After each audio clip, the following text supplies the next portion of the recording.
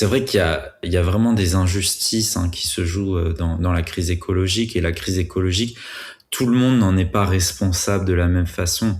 Et tout le monde ne sera pas affecté par la même façon par cette crise. Donc, il y a vraiment des niveaux de responsabilité qui sont différents. C'est toujours l'exemple suprême, mais un Bernard Arnault n'a pas la même empreinte carbone que la plupart. Malgré tout, les habitudes dans les changements de comportement, qui soient individuels ou collectifs, poussent quand même les acteurs économiques et politiques à s'ajuster en fonction. Donc le boycott, typiquement, c'est un moyen politique qui a quand même fait ses preuves. C'est pas parfait, mais si un jour, une bonne partie de la population d'un pays décide de boycotter l'avion, ou à minima de diminuer drastiquement sa consommation de viande, si demain le sujet écologique devient la préoccupation numéro 1 des Français et que les Français l'expriment, le disent et votent en fonction, je pense que les programmes politiques vont aussi s'ajuster par rapport à ça. I have a dream. Bonjour à toutes et à tous et bienvenue sur I Have a Dream, un podcast consacré à la justice sociale produit par Regard Protestant. Je suis Josiane Gongan et cela fait plusieurs années que je m'interroge sur l'articulation entre foi chrétienne et justice sociale. Parfois mise de côté car jugée trop proche de l'activisme politique ou moins importante que l'annonce de l'évangile, il me semble pourtant que la justice sociale est au cœur de cette bonne nouvelle à laquelle nous croyons.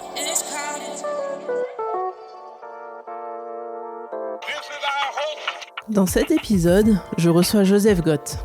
Nos vies se sont croisées en région parisienne il y a quelques années et c'était un vrai plaisir de se retrouver pour parler d'un sujet qui le tient à cœur, l'environnement.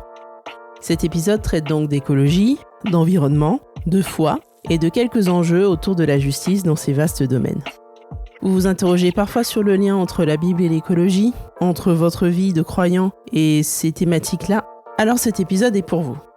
Il n'a certainement pas réponse à tout, mais nous allons vous proposer quelques pistes de réflexion et un encouragement à l'action, aussi petite soit-elle. Sans plus tarder, je vous laisse découvrir mon échange avec Joseph.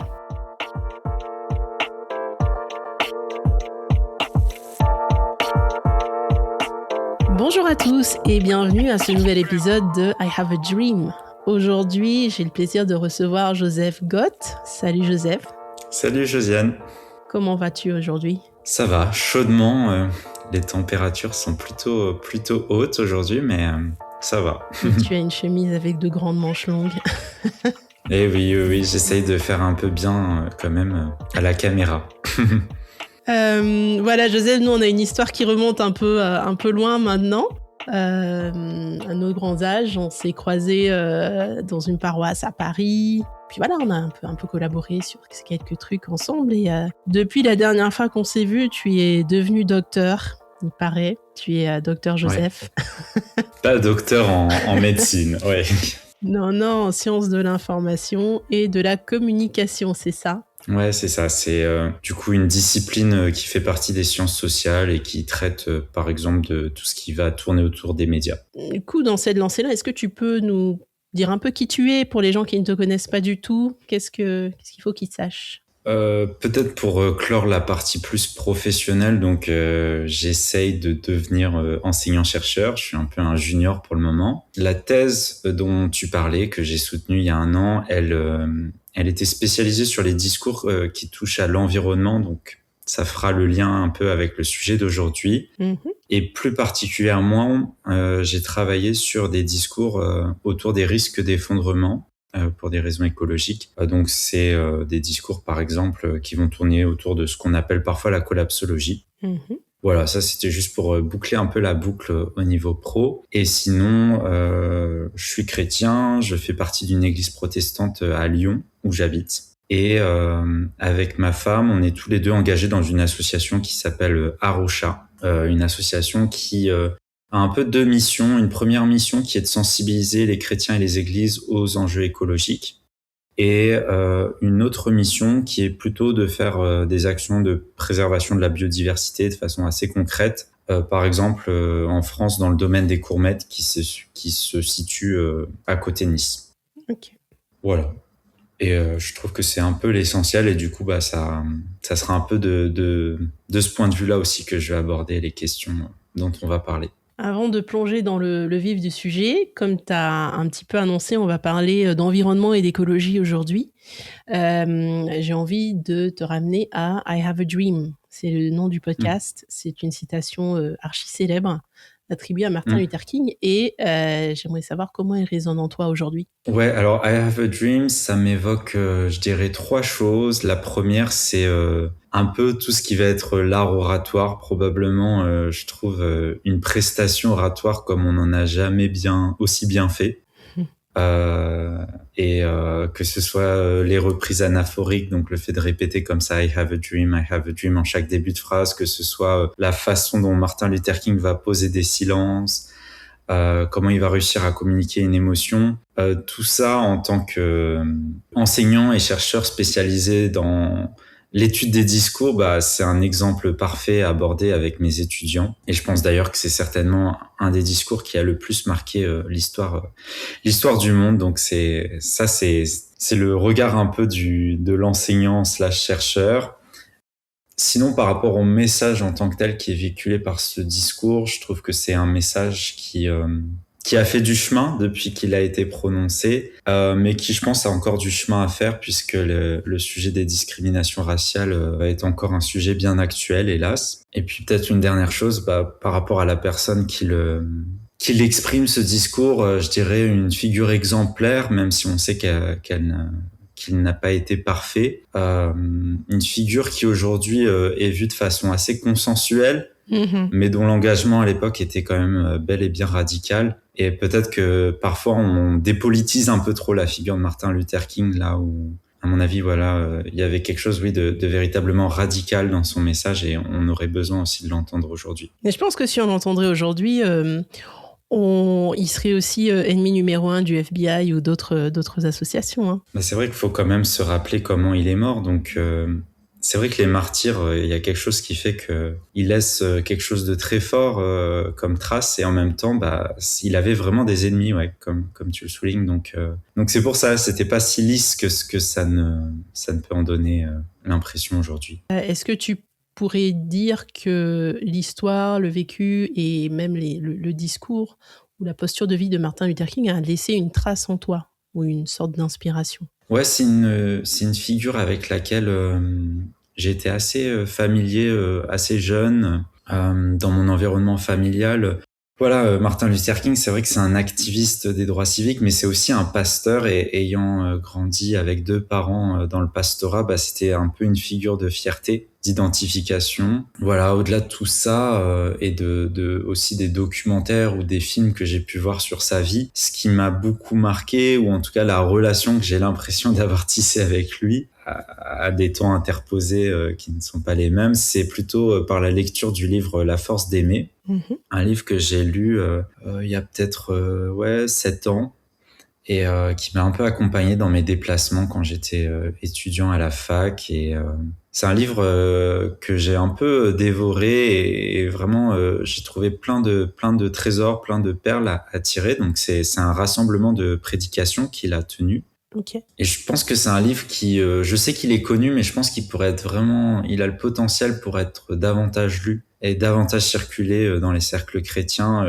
Il y a plein de choses à en tirer, et en bonne partie, ce qui m'a inspiré dans ce message, c'était l'aspect d'être à contre-courant, avec une citation parmi d'autres que j'ai bien aimée, qui dit « La plupart des hommes, et des chrétiens en particulier, sont des thermomètres qui indiquent ou enregistrent la température de l'opinion majoritaire, et non des thermostats qui transforment et règlent la température de la société. » C'est une citation qui m'a bien parlé, que j'ai citée par la suite dans un livre que j'ai moi-même écrit. Donc, avis à tous nos auditeurs qui aiment bien bouquiner ou écouter des livres, faites un book club cet été pour parler de la force d'aimer. Merci pour la recommandation, Joseph, et le partage. Alors, on va aller un peu plus dans le vif du sujet. Écologie, environnement. Ça fait quelques années que je suis chrétienne. Presque la moitié de ma vie. Ça fait très drôle de dire ça. Enfin, pour quelqu'un qui a découvert ça, pas forcément à fond enfant. Mais voilà, j'ai quand même entendu, écouté un nombre faramineux de messages, de prédications, d'enseignements pour les jeunes, pour les moins jeunes, à l'église, hors de l'église, etc. Mais la thématique de l'environnement, de l'écologie, du soin pour la création. C'est dans le top 1%, j'ai envie de dire. Je ne sais pas si c'est ton expérience aussi, mais la question qu'on peut se poser, c'est est-ce que la Bible parle d'écologie et d'environnement ? Tu vois, vu le peu de fois qu'on en parle. Je dirais que proportionnellement, elle en parle plus que ce que n'en font beaucoup de chrétiens aujourd'hui ou d'églises. Évidemment, elle en parle pas dans les termes contemporains, et donc moi, ce qui m'intéresse beaucoup, c'est l'écologie politique, mais c'est quelque chose, voilà, qui existe depuis en gros les années 1970 et qui est très situé dans le temps. En revanche, si on part plutôt de l'écologie au sens scientifique, donc les relations entre les êtres vivants et leur environnement, je trouve que la Bible nous parle pas mal de ça. Le livre de la Genèse, typiquement, va nous raconter la création du monde et des différentes espèces. C'est un livre où Dieu prend la parole et juge que tout ce qu'il a créé est bon, et je trouve ça intéressant. Dans ce même livre, on voit que Dieu va donner à l'être humain une responsabilité de cultiver et garder le jardin d'Éden, qui est aussi, on peut dire, une métaphore de la création et de l'environnement dans lequel l'être humain est placé. Lorsque la faute d'Adam va se produire, on voit que les conséquences sont aussi des conséquences écologiques, et Dieu va prendre la parole et dire que le sol va être maudit, au sens où désormais l'être humain va travailler la terre avec peine, avec fatigue, et va difficilement en tirer de quoi se nourrir. Si on saute quelques livres et qu'on reste un petit peu dans les débuts, mais dans le Lévitique, on va avoir par exemple le commandement de laisser les terres agricoles se reposer tous les 7 ans, ouais, tout à fait. en reprenant un peu le cycle repos, sabbat et travail, qui est un des grands commandements que Dieu va donner. Et puis, je trouve que dans le Nouveau Testament, ce sujet de l'écologie va être chargé d'une dimension eschatologique, donc par rapport au sujet de la fin des temps. On va avoir par exemple l'auteur de la lettre aux Romains qui va parler d'un passage un peu énigmatique où l'auteur dit « La création tout entière soupire et souffre les douleurs de l'enfantement ». Tout à fait, oui. Je pense aussi au livre de l'Apocalypse, tous les fléaux naturels qui sont décrits, qui accompagnent justement ces temps de la fin, des chaleurs terribles, des tremblements de terre, des îles qui disparaissent, des eaux qui deviennent toxiques.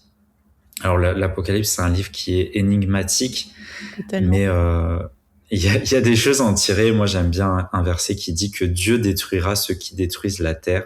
Apocalypse 11, 18. Donc je trouve que c'est un verset qui parle quelque part d'écologie. Et il y en aurait beaucoup d'autres à mentionner, mais je pense que c'est sûr qu'il faut se rendre attentif à ce thème-là, et quelque part mettre des lunettes aussi pour les voir là où on serait peut-être tenté de les survoler ces passages trop rapidement autrement. Tu as parlé tout à l'heure, juste avant, d'écologie politique. C'est quoi la différence entre l'écologie politique et ce dont tu viens de nous parler, qui est une écologie plus générale, on va dire ça comme ça?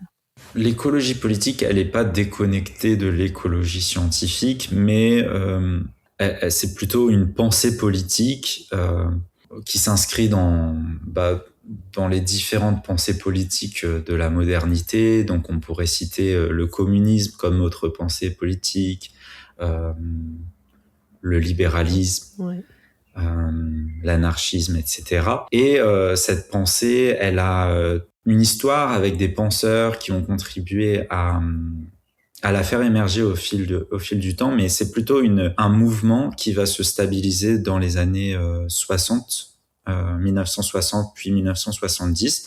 Au début, ça commence aux États-Unis, en particulier sur les campus américains, parmi des étudiants qui en fait sont mobilisés contre la guerre au Vietnam.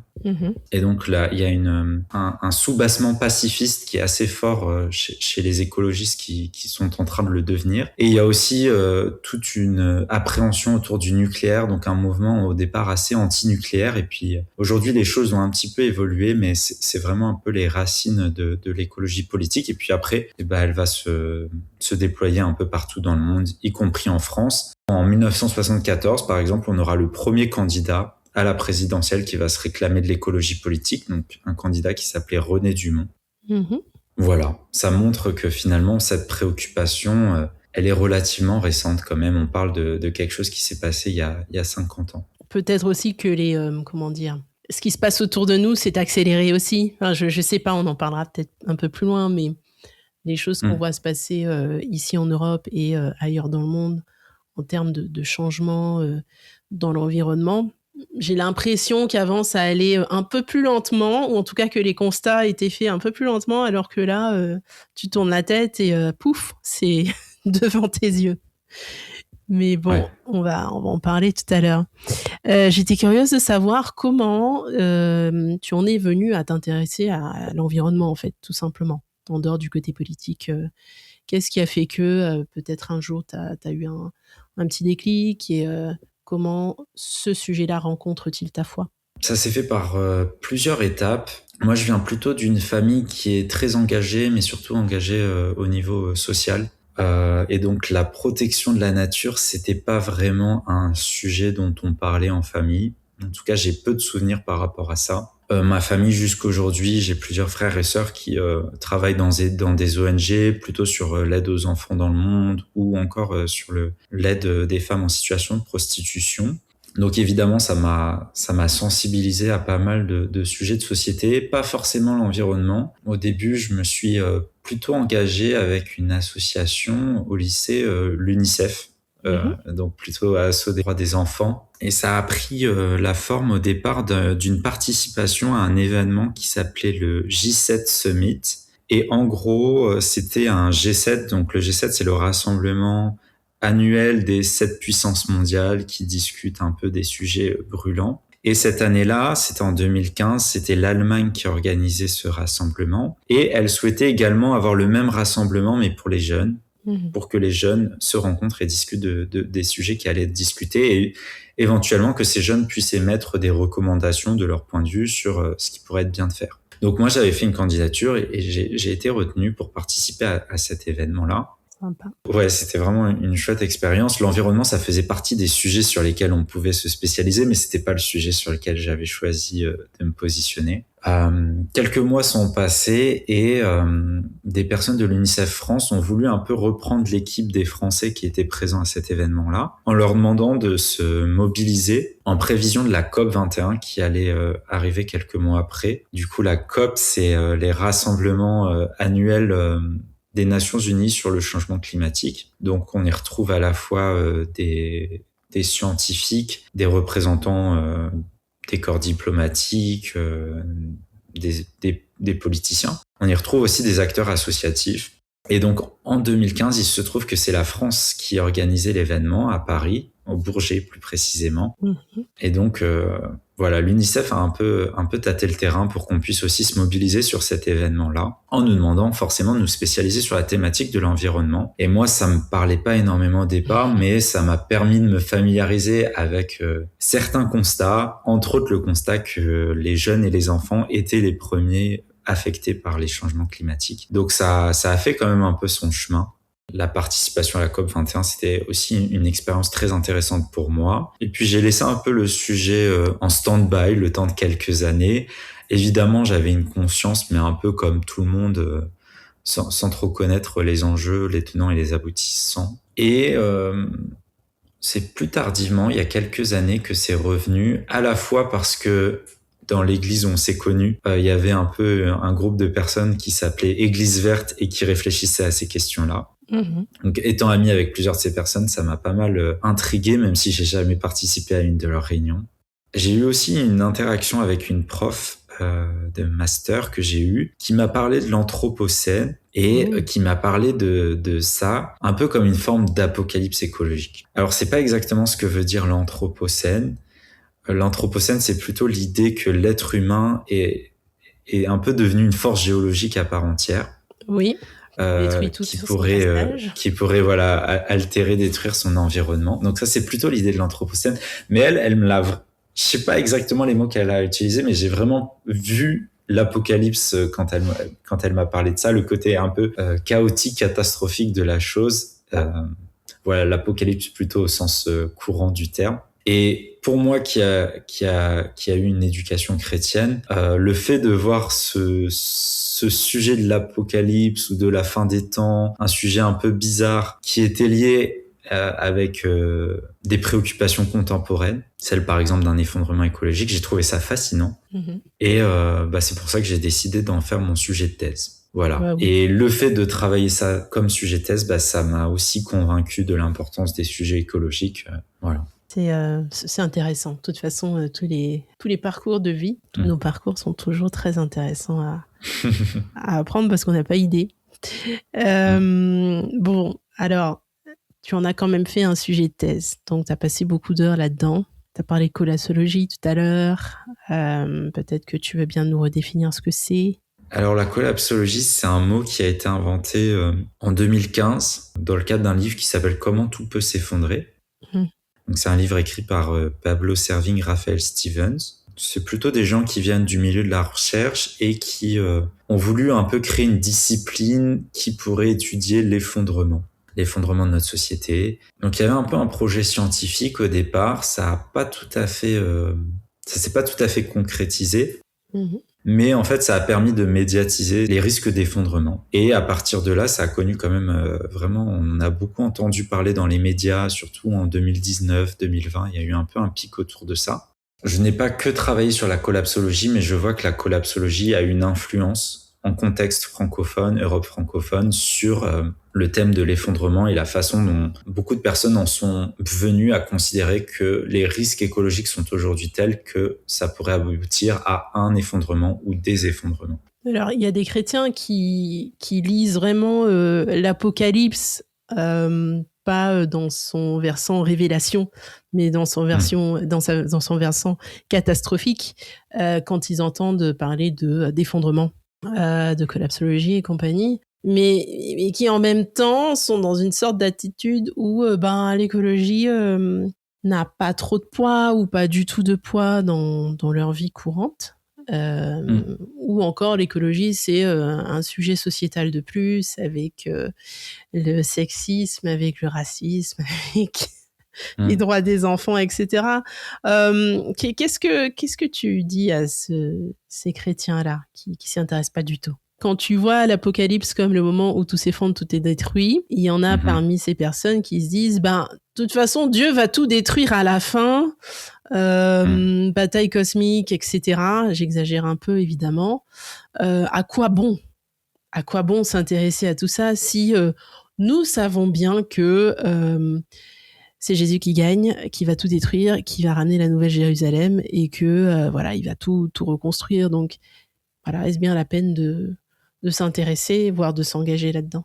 Ouais, il y a plein de choses qui pourraient mériter des réponses un peu différentes par rapport à la théologie sur la destruction de la terre. C'est une perspective théologique, je pense que c'est bien de le rappeler, qui fait pas forcément l'unanimité. Tout à fait.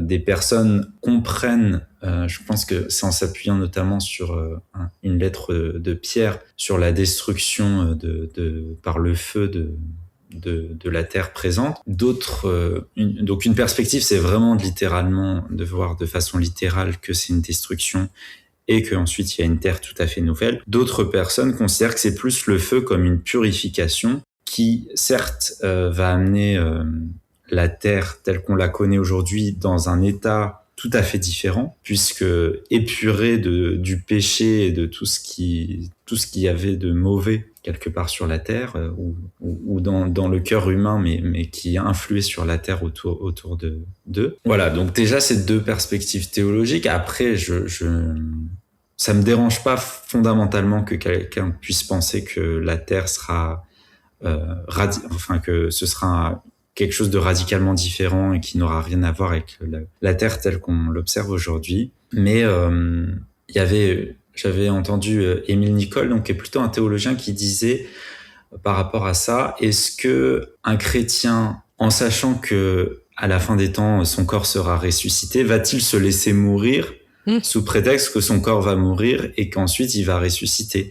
Très bien. Ne va-t-il pas plutôt s'alimenter et malgré tout prendre soin de lui? Donc voilà, donc je trouve qu'en fait c'est un peu une fausse façon de poser les choses. Tout comme on prend soin de notre corps alors même qu'il est voué un jour à mourir et qu'il est voué à ressusciter, je trouve que la même chose s'applique pour la création. Et voilà, et après je pense qu'il y a aussi une tendance peut-être à mettre un peu en opposition l'éternité, les réalités terrestres actuelles, et je trouve que ça c'est aussi peut-être un risque que je percevais un petit peu dans l'attitude de chrétien dont tu parlais, mais c'est peut-être encore une autre question.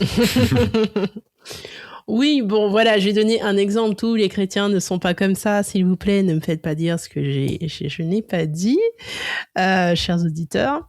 Mais j'en ai rencontré assez souvent pour soulever cette question-là.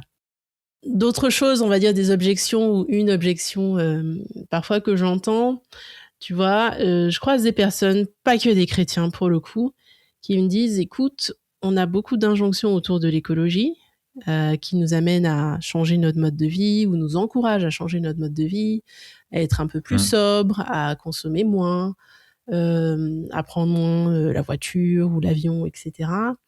Mais franchement, pourquoi nous, on se priverait alors que les industriels font ce qu'ils veulent?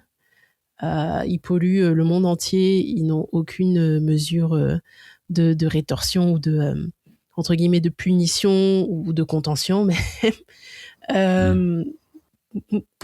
pourquoi on deviendrait plus sobre, en fait? Peut-être parce qu'il faut commencer quelque part. C'est vrai qu'il y a vraiment des injustices qui se jouent dans la crise écologique. Et la crise écologique, tout le monde n'en est pas responsable de la même façon. Et tout le monde ne sera pas affecté par la même façon par cette crise. Donc, il y a vraiment des niveaux de responsabilité qui sont différents. C'est toujours l'exemple suprême, mais un Bernard Arnault n'a pas la même empreinte carbone que la plupart. Un petit écolier dans le sud-est du Cameroun, par exemple. Par exemple. Voilà, après, puisque tu as évoqué le cas d'industriel, malgré tout, les habitudes dans les changements de comportement, qui soient individuels ou collectifs, poussent quand même les acteurs économiques et politiques à s'ajuster en fonction. Donc le boycott, typiquement, c'est un moyen politique qui a quand même fait ses preuves. C'est pas parfait, mais si un jour, je sais pas, une bonne partie de la population d'un pays décide de boycotter l'avion ou à minima de diminuer drastiquement sa consommation de viande, forcément, les acteurs économiques doivent s'ajuster aux demandes du marché et vont réorienter leur offre. Voilà. Donc, je suis pas expert de ces sujets-là en termes d'efficacité, de stratégie. Et puis même si demain le sujet écologique devient la préoccupation numéro 1 des Français et que les Français l'expriment, le disent et votent en fonction, je pense que les programmes politiques vont aussi s'ajuster par rapport à ça. Absolument. Voilà.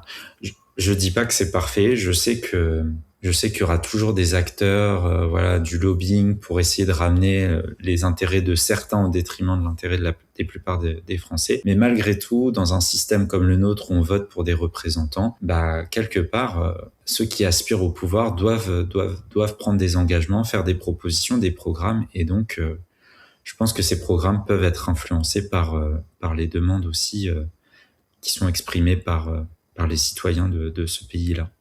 Et je pense que le collectif, je le dis souvent, mais le collectif, c'est une vraie force. C'est-à-dire que plusieurs individualités qui viennent pas juste s'additionner, mais qui viennent créer un mouvement type boycott ou autre, ça a beaucoup plus de force qu'on l'imagine quand on est tout seul dans son salon, en train de bouquiner ou quoi que ce soit. D'ailleurs, je profite pour parler de l'histoire des droits civiques.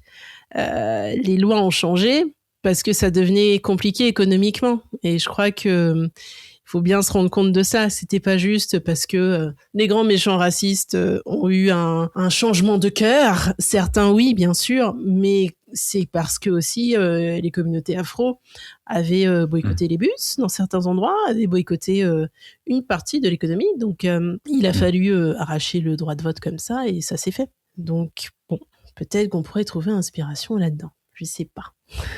Ouais, clairement. Tu as mentionné le sujet d'injustice écologique tout à l'heure et tu vois, mon podcast traite de justice et injustice sociale, tu vois. Est-ce que tu peux développer un petit peu justement cet aspect tout ce qui tourne, les enjeux autour de la justice et de l'injustice appliqués à l'écologie et l'environnement? On m'a demandé quelques fois d'intervenir sur ce sujet et j'ai parcouru des travaux qui sont pas directement les miens, mais qui sont des travaux en sciences sociales qui documentent un petit peu ces enjeux-là. Plutôt en contexte français, mais je pense que ça peut assez facilement s'appliquer à d'autres contextes. Et puis plutôt sur des enjeux, on pourrait dire de classe, rapport de classe.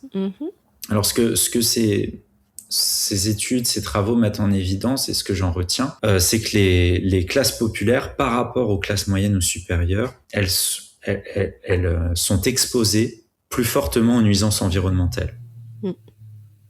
Donc ça, c'est vrai, par exemple, par rapport aux lieux d'habitation, avec des zones à faible statut socio-économique qui vont être plus exposées aux polluants, l'air pollué, le bruit. C'est aussi une forme de pollution, faut pas oublier. Absolument. Les industries, les déchets.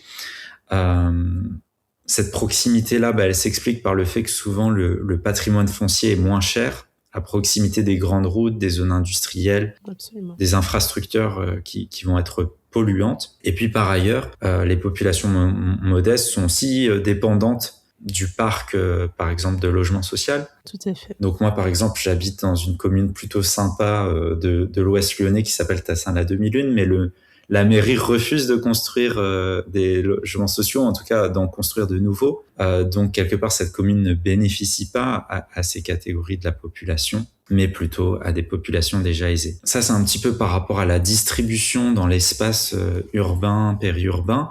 Mais sur le logement lui-même, ce sont des logements qui sont souvent mal isolés, qui peuvent être proches d'axes bruyants. Le double vitrage, c'est pas toujours quelque chose qui est assuré. Tout à fait. La climatisation, n'en parlons pas.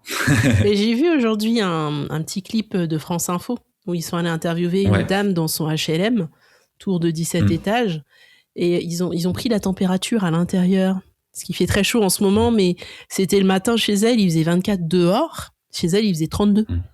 Quelque chose comme ça, 30 ou 32. Et enfin voilà, c'est incroyable parce qu'elle n'a pas de volet, tout simplement. Et donc, elle faisait un appel pour dire, mais écoutez, c'est invivable, on n'a pas le choix, mais quand même, des volets, ce serait pas mal. C'est pas un droit, mais on aimerait bien.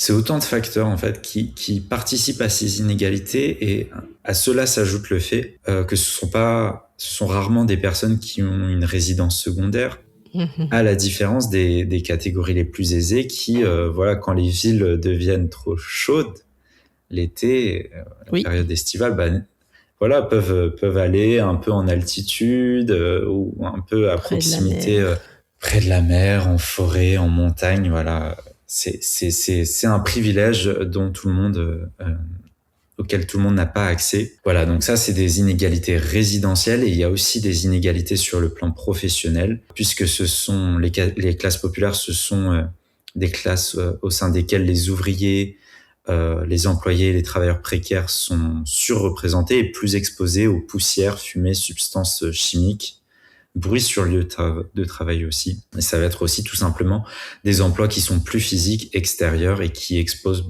de fait plus à la pollution de l'air, mais aussi aux événements climatiques extrêmes, en cas de chaleur par exemple, ou d'intempéries. Donc, plus grande exposition aux nuisances environnementales, mais si on met un peu en balance, l'injustice, c'est aussi que ce sont des catégories qui ont une plus faible contribution aux pollutions, avec souvent une sobriété un peu plus spontanée et ancrée. Alors, on s'entend, c'est pas la spontanéité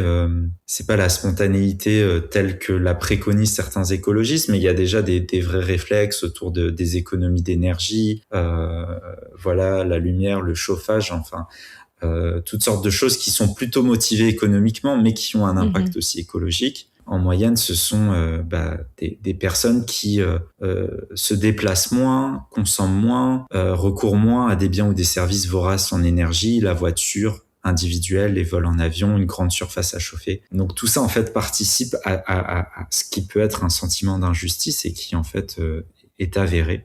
Et si on compare du côté des catégories les plus aisées, on voit que c'est un peu l'inverse. En fait, ce sont celles qui génèrent le plus d'impact négatif sur l'environnement. Donc là, il y a les travaux, l'économiste Lucas Chancel, il montrait en 2022 que les 10% les plus fortunés au niveau mondial ont émis 48% des émissions de gaz à effet de serre. Tandis que les 50% les plus pauvres n'étaient responsables, eux, que de 12% de ces émissions. Voilà. C'est parlant. On pourrait se dire qui sont les 10% les plus riches. Donc, je suis allé regarder. On est sur des personnes qui sont à 3 500 € bruts. Bon, c'est à prendre avec beaucoup de pincettes parce que c'est imparfait. Et je trouvais ça quand même pas si élevé que ça. Enfin, je pense que peut-être beaucoup d'auditeurs de ton podcast se reconnaîtront dedans. Et donc, mais oui, on pense à Bernard Arnault quand tu dis ça. C'est ça. Au départ. Ce n'est pas juste Bernard Arnault. Ce n'est pas juste les très très riches. Voilà. Donc, je trouve que ça peut quand même aussi nous interpeller. Absolument. Voilà. Et qu'est-ce qu'on peut faire pour aller tendre un peu vers plus de justice, tu vois, parce que je me tourne vers Jésus, Jésus qui vient libérer les personnes qui subissent des formes d'oppression. La personne qui n'a rien demandé, ok, je suis née dans tel domaine, dans tel endroit, etc. Mais quand même, je suis à côté de l'autoroute XXX et je me prends des nuages de pollution tout le temps, si bien que j'ai des problèmes respiratoires assez jeunes, etc. ou d'autres incidents sur ma santé. Ok, qu'est-ce qu'on peut faire pour cette personne-là ou ces personnes-là? Parce qu'en fait, c'est quand même des centaines de milliers de gens, voire des millions ici. Et après, il y a des gens dans le Sud aussi. Alors, entendons-nous bien, quand je dis faire pour, c'est plus faire avec. Hein. Je dis pas qu'il faut apprendre la vie à qui que ce soit, parce qu'en général, les solutions, on les a. Parfois, on n'a pas les moyens de les implémenter, mais voilà, c'est plus comment on peut s'investir, s'engager pour la justice. Pour être honnête, je suis pas vraiment spécialiste. Voilà, moi, j'aime bien regarder un peu les constats, mais c'est vrai que c'est toujours les limites du chercheur d'aller proposer ensuite des choses. Et j'avoue que aujourd'hui, j'ai pas suffisamment réfléchi à la question pour venir avec des propositions. Je perçois un peu les choses dans un ensemble, au sens où je pense que si les actions faites pour la transformation de nos sociétés, pour aller vers une réduction des gaz à effet de serre et plus largement une vie qui est plus consciente des limites planétaires, je pense que ça va rayonner. En fait, il me semble que ça rayonnera logiquement sur ces catégories qui sont aujourd'hui les plus exposées. Les idées qui me viennent en tête sont pas des idées qui sont spécifiques à mettre en œuvre spécifiquement dans ces quartiers-là, mais je pense que, tout simplement de travailler à la transformation en fait de nos sociétés pour réduire la pollution de l'air, pour rendre la ville vivable, et puis aussi c'est vrai, ces dynamiques nord-sud, pour que nos actions qu'on peut avoir ici ne puissent pas contribuer à la déforestation de certaines zones, à la montée des eaux pour des personnes qui vivent sur des îles. Enfin, c'est un peu la difficulté avec l'écologie. J'ai l'impression que tout est lié et donc c'est jamais très évident de savoir par quel bout prendre les choses, mais il me semble qu'en agissant un peu simultanément sur tous les leviers qu'on a à disposition, la justice climatique pourra se mettre en œuvre. Après, je pense que le point de vigilance, c'est-à-dire déjà de pas culpabiliser ces catégories-là, et je trouve que, et je suis pas le seul à le penser, mais souvent les injonctions à l'environnement dont tu as parlé tout à l'heure, ce sont des injonctions qui sont particulièrement... Enfin, on vise souvent les catégories les plus populaires en les mettant un peu comme les mauvais élèves. Et là, il faut juste rétablir certaines vérités, et dont la vérité qu'en fait, ce sont celles qui contribuent le moins aux pollutions et aux activités voraces sur le plan de l'environnement. Et je pense que ça suppose aussi de ne pas faire de l'écologie quelque chose qui serait un marqueur de distinction pour les plus riches. Et donc, ça suppose d'en faire un sujet pour tous et toutes, et pas simplement un sujet dont vont s'emparer certaines catégories sociales parce que ça va dans le sens de leur intérêt et ça, quelque part, ça les valorise symboliquement au regard des autres. Ça fait bien, Donc, c'est un peu plus à ça que j'ai réfléchi, mais... Moi, je te rejoins sur le fait qu'on a l'impression que tout est lié et que, du coup, par où on commence? Parce que dès que tu commences à réfléchir, tu te dis, bon, j'aime bien le chocolat. D'où vient mon chocolat? Est-ce que je sais qui cultive, où c'est cultivé? Est-ce qu'il y a des pesticides utilisés? Enfin, on se perd là-dedans, ou n'importe quoi. Hein. Je veux dire, j'ai une paire de baskets. Bon, ma paire de baskets, elle a été produite où? Ça a généré combien de gaz carbonique pour Ouais. arriver chez moi? Est-ce que l'ouvrier est bien payé? Enfin, c'est des questions, je pense qu'on peut en perdre un petit peu la tête. En même temps, je me dis que ce serait dommage de chercher à les éviter, quoi, parce que c'est quand même là. Et que Ouais. on est tous responsables de la maison terrestre, entre guillemets. On peut commencer quelque part. Pour moi, je vois un peu ce cheminement-là un peu je le comparerais un peu au cheminement de la sanctification chez les chrétiens, au sens où on commence quelque part. On sait que tout n'est pas parfait, mais il y a quand même l'idée que petit à petit, on avance, on progresse. Et donc, il me semble que si on commence par une chose, admettons, on la met en place, et une fois, par la suite, je pense que ce sera plus facile d'élargir un peu notre terrain d'action et d'être peut-être un peu plus exigeant avec soi-même. En tout cas, moi, à titre personnel, j'ai un petit peu avancé par étapes comme ça. Et souvent, ce qui peut être pas mal, pour pas se décourager justement, c'est de commencer avec quelque chose qui va peut-être pas être trop contraignant pour nous, mais qui peut être pour autant significatif en termes d'impact.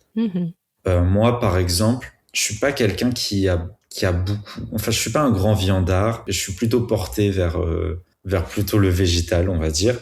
Et donc, il y a quelques années, j'ai pris la décision d'adopter un régime alimentaire végétarien. Évidemment, c'est un peu contraignant et parfois, je fais des écarts et c'est pas super, mais quand même, c'est quelque chose de significatif puisque l'élevage joue une part très importante dans les émissions de gaz à effet de serre. Et aussi, c'était pas forcément la chose la plus difficile pour moi. En revanche, ne plus prendre l'avion, pour moi qui ai toujours aimé voyager et qui a une famille un peu dispersée à différents endroits du monde, c'est quelque chose de plus exigeant. Ouais. Donc je travaille aussi à ça et j'essaye de m'améliorer, mais je sens que je pars d'un peu plus loin sur ce sujet-là, tu vois.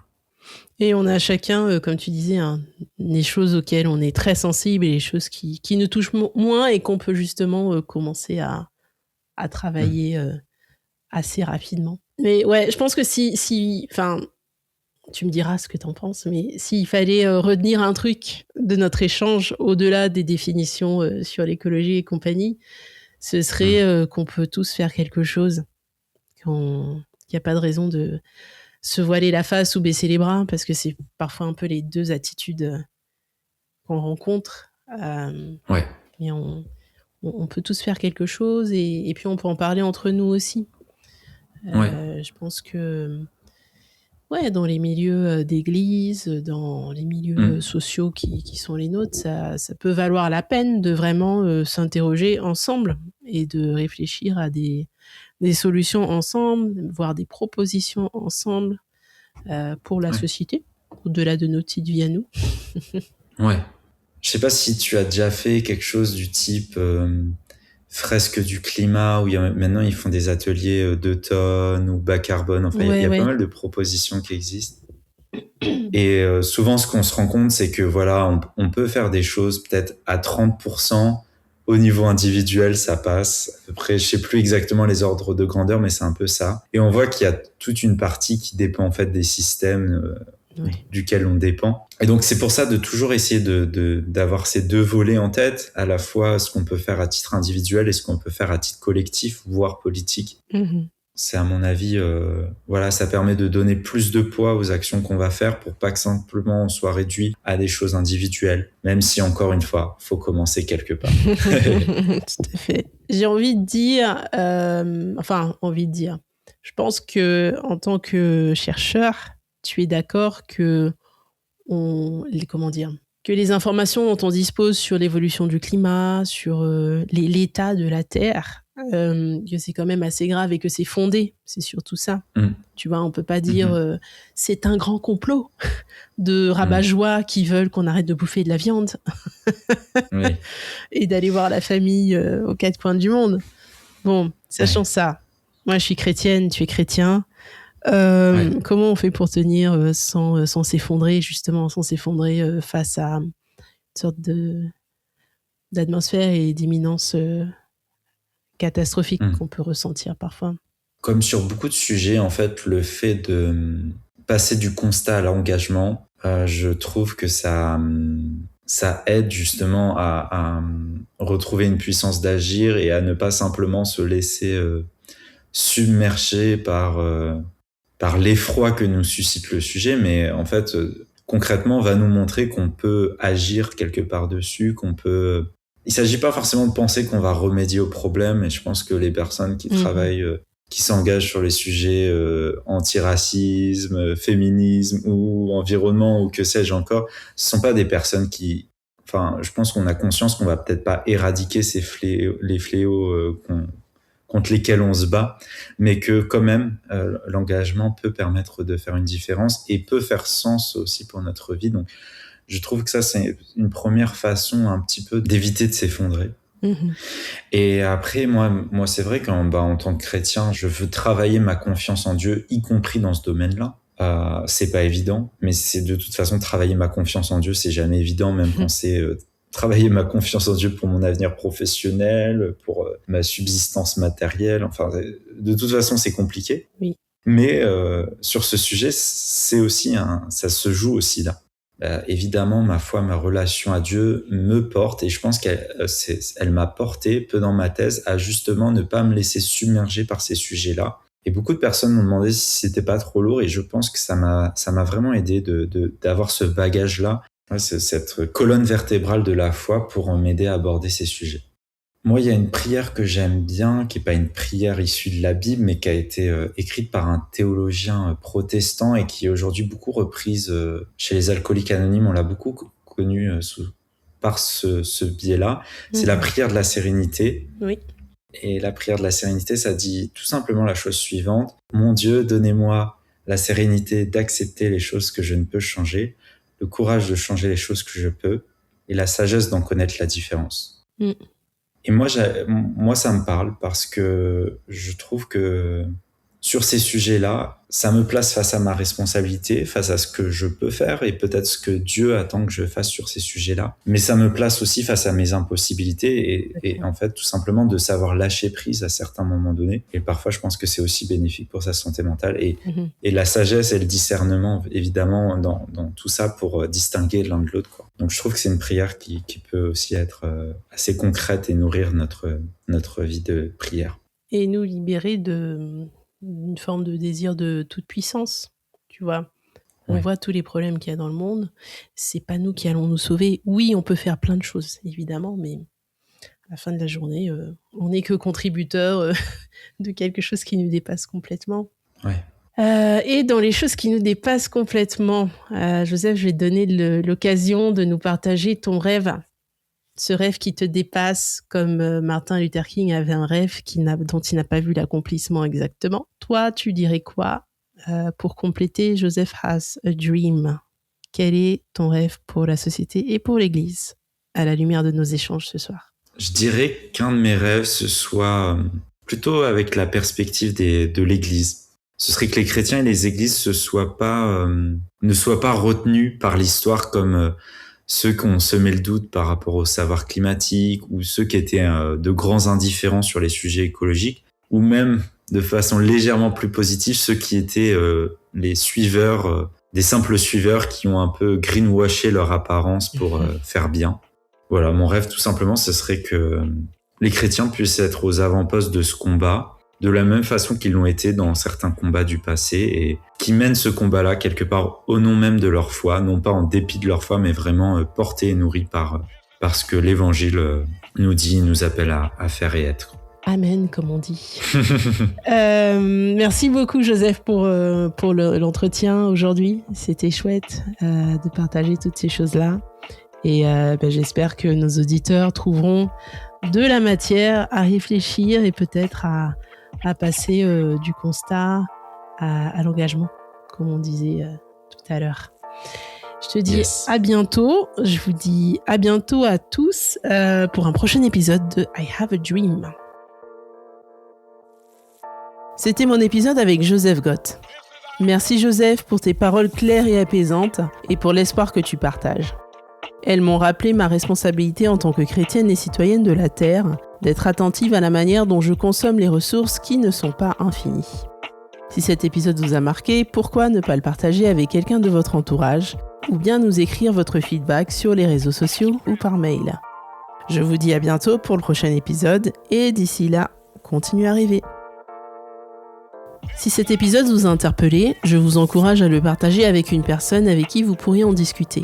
N'oubliez pas de me laisser un commentaire sur Spotify et 5 étoiles sur Apple Podcast pour faire rayonner le projet encore plus. Vous pouvez m'écrire pour me partager vos retours ou me faire des suggestions d'invités à josianehasAdream@gmail.com. Cette année, je vous invite vivement à vous abonner à ma newsletter Substack.